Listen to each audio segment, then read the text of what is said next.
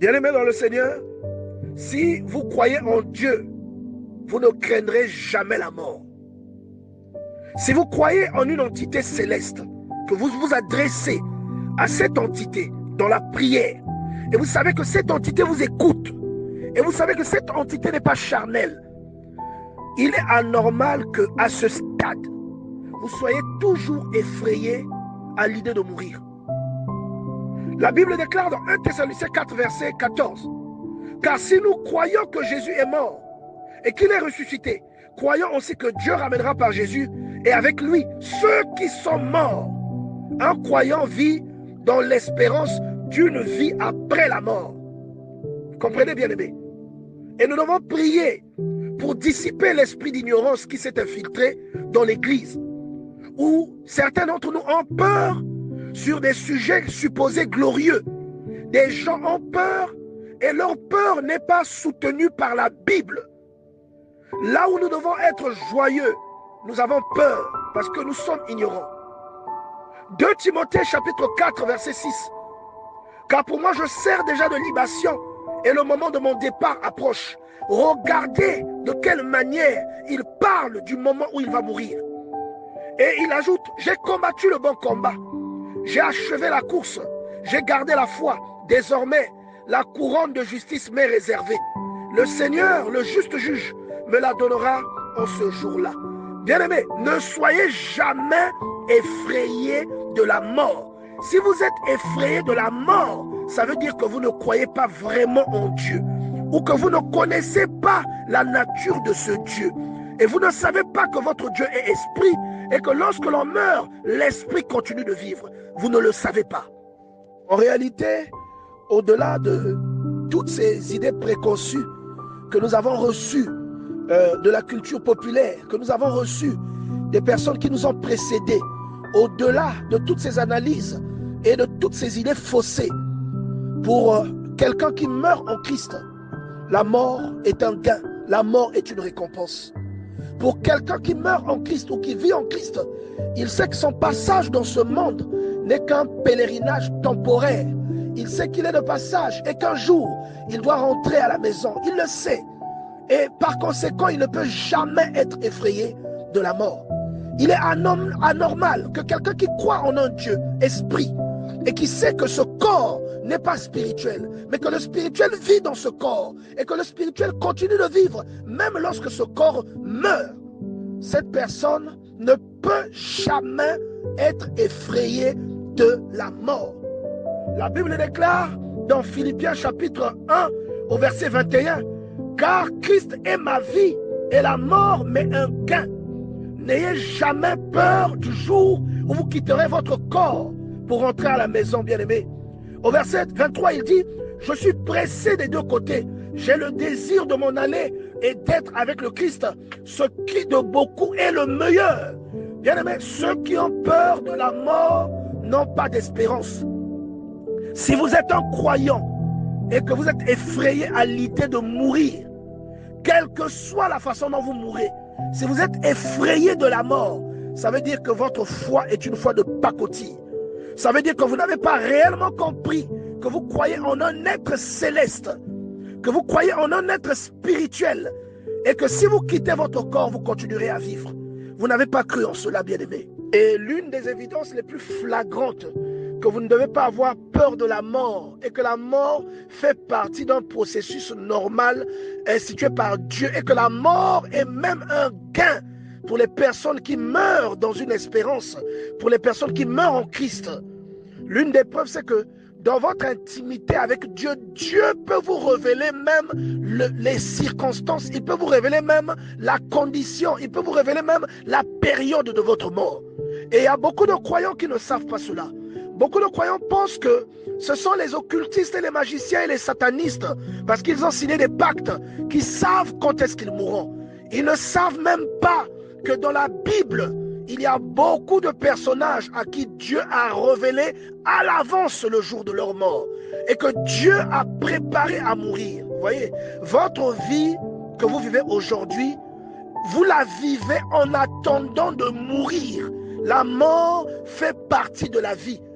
Et si on est mauvais lecteur biblique, on ne saura pas que Dieu peut dire à quelqu'un, vous pouvez entendre un homme de Dieu vous dire, vous donner les circonstances, les détails de sa mort prochaine.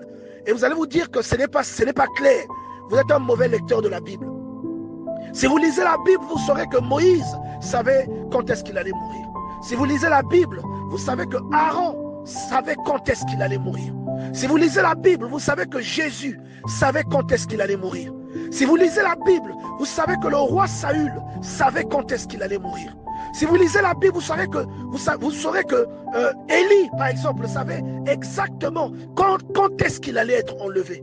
Lisez la Bible, vous serez délivré de beaucoup de formes d'ignorance. Vous voyez, la Bible déclare dans le livre de Deutéronome, au chapitre 32, que ce même jour, au verset 48, ce même jour, l'Éternel parla à Moïse et dit: monte sur cette montagne d'Abarim, sur le mont Nebo, au pays de Moab, vis-à-vis de Jéricho, et regarde le pays de Canaan que je donne en propriété aux enfants d'Israël. Tu mourras sur cette montagne où tu vas monter et tu seras recueilli auprès de ton peuple. Bien-aimé, Dieu avertit ses serviteurs, vous le voyez dans la Bible, et il peut vous avertir aujourd'hui, dépendant de votre intimité avec lui, les circonstances de votre mort et même la période de votre mort. C'est quelque chose qui est validé par les Écritures. Donc ce ne sont pas que les satanistes ou les occultistes qui savent ces détails-là. Parce que la mort fait partie d'un processus dans lequel Dieu nous plonge. Lorsque vous venez au monde, que vous commencez à vivre, en fait, vous mourrez un peu tous les jours. Parce que la mort fait partie de la vie. Vous voyez, bien aimé dans le Seigneur. Donc ne soyez jamais effrayés de la mort. Ne soyez jamais effrayés à l'idée de mourir un jour. Cela, au contraire, est un gain. Vous voyez? Et Dieu dit à Moïse: monte sur le mont Nebo. Et il lui dit: tu vas y mourir. Dieu dit à Moïse qu'il va mourir là, sur le mont Nebo, dans le livre de Deutéronome, au chapitre 32, verset 50. Il dit: tu mourras sur la montagne où tu vas monter. Et Moïse affronte. Et vous voyez derrière là l'illustration de la vie. Parce que monter une montagne, c'est aller vers le Seigneur. Toute la vie qu'un chrétien, qu'un croyant pieux mène, c'est l'action de quelqu'un qui monte vers une montagne. C'est une élévation. Et il dit que quand tu vas monter, tu verras de loin le pays. Ce pays-là, c'est l'espérance. La vie de croyant que tu mènes aujourd'hui t'emmène vers les hauteurs. Et ce que tu vois de loin, c'est l'espérance de ce qui t'attend une fois que tu vas rejoindre le Seigneur. Une fois que tu vas rentrer à la maison. Et la Bible dit: Moïse, l'homme de Dieu, mourut là sur le mont Nebo. Et Moïse est mort là selon l'ordre de l'Éternel. C'est ce que la Bible dit. Ne soyez jamais effrayés de la mort.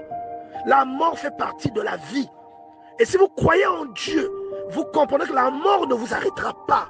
Au contraire, c'est un gain et c'est une délivrance. Et vous avez des personnages tels que Ézéchias, qui tombe malade et à qui Dieu annonce sa mort prochaine. Et in extremis, il arrive à l'éviter parce qu'il rappelle à Dieu certaines œuvres qu'il a accomplies. Ézéchias est beaucoup trop jeune. Il a environ 25 ans. Il n'est pas prêt à mourir. Il veut continuer de vivre, vous voyez. Et Dieu exauce sa prière. Mais bien aimé dans le Seigneur, ne soyez jamais effrayés. Vous voyez que même quand vous lisez la Bible dans le livre de Nombre au chapitre 20, verset 24, dans la Bible, Dieu dit à Moïse: Aaron, ton frère, va être recueilli auprès de son peuple. Il le lui dit dans Nombre 20, verset 24. Il dit: il sera recueilli auprès de son peuple. Et Dieu demande à Moïse d'aller sur la montagne avec Aaron et le fils aîné de Aaron, qui s'appelle Éléazar. Et il lui dit: tu prendras les vêtements sacerdotaux de Aaron et tu les mettras sur son fils Éléazar. Vous voyez? Et Aaron va expirer sur la montagne. Et c'est ce qui fut fait. Aaron n'a pas eu peur de mourir. Il est parti sur la montagne. Il a affronté son passage de l'autre côté. Ne soyez jamais effrayés, bien-aimés dans le Seigneur. Mais au contraire, sachez que lorsque vous quittez ce corps, encore une fois, je vous le répète, vous allez vers la rencontre de celui qui vous a nourri d'espérance. Vous voyez, vous allez vous recueillir quelque part et le jour viendra où au son de la trompette, vous irez à sa rencontre. Vous comprenez? Donc nous devons comprendre, nous devons chasser l'ignorance qui règne parmi les croyants. Et même les personnes qui prient beaucoup au décès d'une personne, ce sont des personnes qui ne sont pas souvent tristes. Surtout si cette personne vivait et croyait en Dieu. Vous voyez, cette personne est morte en Christ. Il n'y a pas de raison d'être effrayé. Au contraire, la personne va pour un monde meilleur. Vous voyez, bien-aimé? Bien-aimé, quelle que soit la façon dont vous mourrez, ce n'est pas ça qui importe. Le plus important, c'est le témoignage que vous laissez derrière vous. C'est qu'est-ce que les gens vont penser de vous. L'héritage que vous laissez. Qu'est-ce que les gens auront retenu de votre passage dans ce monde? Est-ce que vous aurez accompli convenablement l'œuvre que Dieu vous a confiée? Vous voyez? Est-ce que vous avez ramené des âmes à Dieu? Est-ce que vous avez influencé des gens? C'est ce qui doit vous tracasser. Vous n'avez pas besoin de vous tracasser de la mort parce que de toute façon vous mourrez. Tout le monde mourra. Ne vous tracassez jamais de ces choses. Vous comprenez? Et vivez correctement et vous voyez que Dieu se rappellera de vous. Et quand vous mourrez en Christ. Vous serez recueillis dans le sein d'Abraham en attendant le son de la trompette. Et vous serez dans un endroit glorieux. Vous devez croire en ces choses. Et même quand vous lisez ces choses et que vous avez peur de la mort, ça veut dire qu'en réalité, vous n'y croyez pas vraiment. Vous voyez? Ça veut dire que d'une façon cachée, vous n'y croyez pas vraiment. Vous n'êtes pas convaincu. Vous lisez, vous acceptez, mais vous n'êtes pas convaincu. Une personne convaincue, comme l'apôtre Paul, est une personne même qui est pressée d'aller rejoindre le Seigneur. Actes chapitre 23, verset 6. Vous voyez? Il dit que c'est à cause de l'espérance de la résurrection de mort que je suis persécuté. Et il précise, si nous croyons dans 1 Thessaloniciens chapitre 4, verset 14, si nous croyons que Jésus est mort et qu'il est ressuscité des morts, croyons aussi que Dieu ramènera par Jésus ceux qui sont morts. Vous voyez, c'est une vérité, bien aimé dans le Seigneur. Et dans Philippiens, il vous dit, je suis pressé des deux côtés. Ça dit du côté des vivants et du côté des morts. Mais il vous dit, j'ai le désir de m'en aller et d'être auprès de Christ. Vous comprenez? Et dit, c'est ce qui est de beaucoup meilleur. Donc pour lui, c'est ça qu'il veut. Une personne qui a foi en Dieu, qui croit en un être céleste, ne peut jamais être effrayée de la mort. Et la Bible déclare dans Nombre, chapitre 20, au verset 28, Moïse dépouilla Aaron de ses vêtements et les fit revêtir à Éléazar son fils. Aaron mourut là, au sommet de la montagne. Moïse et Éléazar descendus. Et la Bible précise au verset suivant que tout le peuple avait vu Aaron expirer. Tout le peuple était au courant que Aaron partait sur la montagne pour aller y mourir, pour que son fils soit consacré, parce que lui, il retournait à la maison. Tout le peuple savait cela. Voyez? Alors comment concevez-vous la mort? Si vous avez de l'espérance, vous ne pouvez jamais être effrayé, bien-aimé dans le Seigneur. Et le problème, c'est que qu'est-ce qu'on a retenu de Moïse? Qu'est-ce qu'on a retenu de Paul? Qu'est-ce qu'on a retenu de Aaron? Et qu'est-ce qu'on retiendra de toi? C'est la question, c'est ça qui doit te tracasser. Qu'est-ce qu'on retiendra de toi? Vous voyez? Et nous devons vraiment, bien aimer dans le Seigneur, lire la Bible pour dissiper certaines inquiétudes, parfois qui peuvent naître. La mort peut être une délivrance pour beaucoup de personnes. La mort peut être un cadeau. Il y a des gens qui vivent la mort comme un cadeau parce qu'ils vont à la rencontre de leur Dieu. Et c'est ce que l'apôtre Paul a vécu. Vous voyez, c'est ce qu'il a vécu. Il a vécu cela comme un cadeau. Il dit la mort mais un gain. Il dit c'est un gain pour moi. Vous voyez, ça ne veut pas dire qu'il n'aimait pas la vie, mais c'était justifié par la conviction qu'il animait. Vous voyez, et c'est une preuve qu'il croyait vraiment en ce qu'il disait. Vous comprenez? Bien-aimé dans le Seigneur, Dieu est extraordinaire. Plus vous le connaissez, moins vous aurez peur de certaines choses. Et encore moins de la mort qui semble effrayer tout le monde. Vous voyez, bien-aimé dans le Seigneur. Mais si vous croyez en Dieu, vous n'aurez jamais peur de la mort. La Bible dit dans 1 Thessaloniciens chapitre 4, verset 14, car si nous croyons que Jésus est mort et qu'il est ressuscité, analysons bien ce mot, croyons aussi que Dieu ramènera par Jésus et avec lui ceux qui sont morts. Et bien aimé, sachez que nous vivons dans l'espérance d'une vie après la mort. Et vous allez voir l'apôtre Paul, le grand évangéliste, parler de cela dans Actes chapitre 23, où à partir du verset 26, il dit « Je suis persécuté à cause de l'espérance de la résurrection des morts, dans laquelle je crois. » Vous voyez, si vous mourrez au Christ, vous vivrez quoique vous êtes mort, bien-aimé dans le Seigneur. Et la Bible dit dans Jean chapitre 11, verset 25, Jésus lui dit, je suis la résurrection et la vie.